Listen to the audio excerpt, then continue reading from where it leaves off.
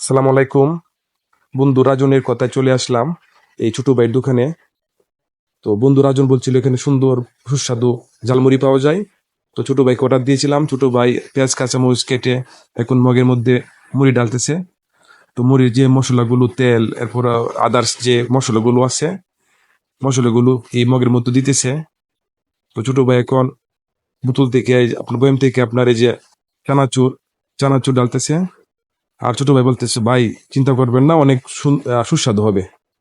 তো এখন আপনার এই যে মুড়ির যে মশলা, বুট, এরপরে ঝোল, হ্যাঁ, মুড়ির যে মশলা থাকে আর কি। তো এখন মগের মধ্যে দিতেছে ছোট ভাই, সুন্দর করে নাড়তেছে যেন মুড়িগুলো মিক্সড হয়। তো এখন আমরা তিন বন্ধুর জন্য ছোট ভাই দিতেছে। তো এখানে রাজন, তানিম, আমি ছিলাম। আপনারা আশা করি সুস্বাদু হয়েছে, আপনারা এখানে আসবেন।